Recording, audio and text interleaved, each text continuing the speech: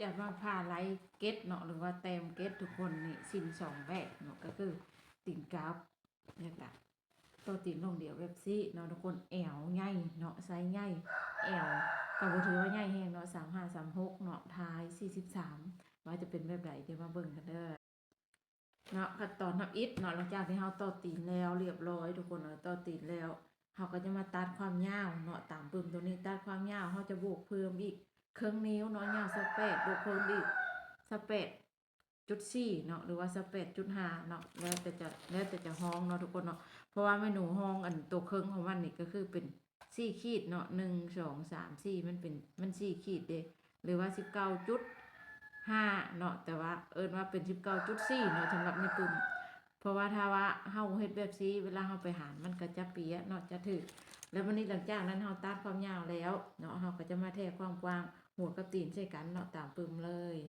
เมื่อวานก็เทนกับ FC เนาะทุกคนเพราะว่า FC มือใหม่เด้เพิ่นก็ยังบ่เป็นยังบ่ถนัดเนาะก็เทนกันโทรกันจนสำเร็จพุ่นแหละนี่ความยาวของลูกค้าสมมุติว่า27เนาะทุกคน27เฮาก็เพื่อตัวนี้เนาะเพื่อเครื่องนิ้วเพราะว่าเวลาเฮาโค้งหัวเฮาเข้าหัวมันก็จะโก่งลงมาประมาณนี้เด้แล้วของเมนูจะบ่นับหัวเด้อเพราะว่าแทกก็คือแทกลุ้มหัวสิ้นลงเนาะตอนแทกทุกคนแล้วเฮาก็แปะใส่แบบนี้แปะใส่จะทั้งตีนขึ้นแนวนี้เนาะให้มันเพียงทั้งตีนเท่าใดก็ย่าทุกคนความยาวเท่าใดก็ย่าเนาะให้บวกเพิ่มครึ่งนิ้วนี่นะคะก็ขีดไปจนสุดพุ่นเลยพับชิ้นใส่กันเนาะพับชิ้นใส่กันแล้วขีดไปจนสุดเลยเอาบรรทัดขีดไปแนวนี้เนาะแล้วเราก็ตัดแล้วก็เอาหัวไปเลยเด้อทุกคนเด้อผู้ใดที่มีหัวแข็งใหญ่เนาะเอา9 เส้นผู้ใดที่มีหัวแข็งน้อยก็เอา8 เส้นครึ่งเราจะตัดไปพร้อมกันเลยมันจังไว้นี่เราจะเอาเลขน้อยหรือเลขใหญ่ก็3 ครึ่งเนาะ3 ครึ่งถ้าหัวแข็ง9 เส้นถ้าหัวแข็งถ้าหัวแข็ง3 เส้นถ้าหัวแข็ง2 เส้นครึ่งก็เอา8 เส้นครึ่งเด้อเลขน้อยเด้อทุกคนเด้อนี่แล้วก็จะได้แบบนี้เนาะตัวนี้เป็นหัวตัวนี้เหลือก็ไว้ตากไว้อย่างตัวนี้เป็นผืนสิ้นเอาตัดแล้วเราก็จะมาเซ็ตความกว้างเนาะอยู่หน้าที่46เดินหน้าที่46เซ็ตความกว้างตีนกับความกว้างหัวนี่ได้แบบนี้เนาะได้แบบนี้ทุกคนถ้าว่ามันรูดกันแบบนี้เราก็เจียนออกเนาะให้มันเท่ากันแล้ววันนี้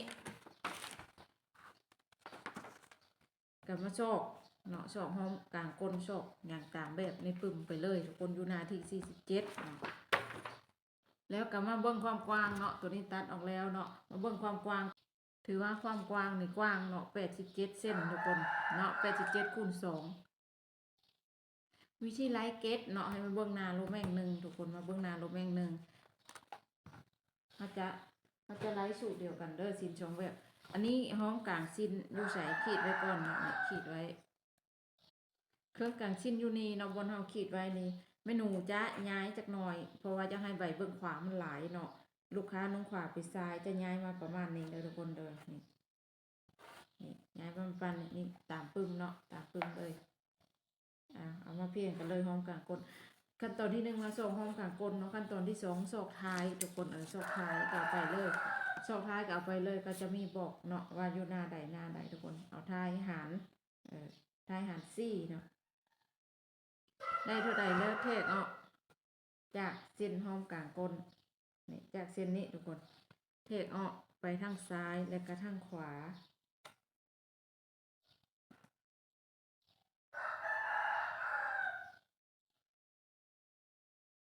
นี่แล้วจะได้ท้ายเต็มเด้อนี่ขีดไว้ก็ได้หลังจากนั้นได้แล้วเนาะขั้นตอนต่อไปซอก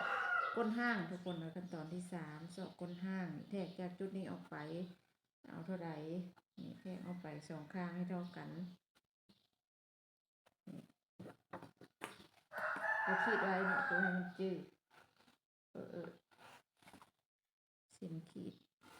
นี่วันนี้ยังหัวเก็ตเนาะทุกคนหัวเก็ตเอาท้ายลงให้แอว35 36ท้าย43เนี่ย43ไผที่บ่เป็นแท้ๆก็เอาเสือกวัดเนาะท้ายอยู่ใส่เอาหัวเสือกวัดตัวเลข1นี่มาเป๊ะใส่ทุกคน แล้วมาจับเอาบนแอวเลยเนาะแอวลูกค้าเมนู36เนาะเมนูจับเอาอยู่ที่7แสดงว่าท้ายลื่นแอวอยู่7นิ้วเนาะให้มาเบิ่งอยู่หน้าที่7ทุกคนจะแนะนำต่อเนาะให้ไปเบิ่งหน้าที่7จะมาเบิ่งที่หน้าที่7เลยเนาะนี่7นิ้วหลังจากนั้นท้ายลื่นแอว7นิ้วเนาะให้เอาเท่าใดมาเบิ่งตามนี้เลยทุกคนนี่แล้วเราก็เอาตามนั้นได้เลยจ้ะ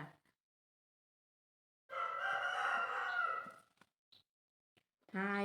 เก็ตท้ายเอาเท่าใดเนาะเก็ตก้นเอาเท่าใดก็จะมีบอกให้นี่ละเอียดเด้อทุกคนบ่ต้องปวดหัวเนาะคอง่ายของมันก็คืออยู่นี่แหละทุกคนบ่ต้องปวดหัวบ่ต้องซีเรียสเนาะบ่ต้องโซเรื่องของการโหเก็ตเนาะเพราะว่ามีเปียให้ทุกไซส์แล้วคิดลายให้แล้วเรียบร้อยมีความยาวให้เด้อทุกคนเด้อนี่ถือว่าโอเคในการไล่เก็ตเนาะง่ายแห้งทุกคนตอนนี้มีโปรเด้อผู้ใดอยากได้เด้อทุกคนเด้อจาก650เนาะเหลือ5ไปฝ่ายเนาะสนใจกระทักด่วนเบิดเดือนนี้เท่านั้น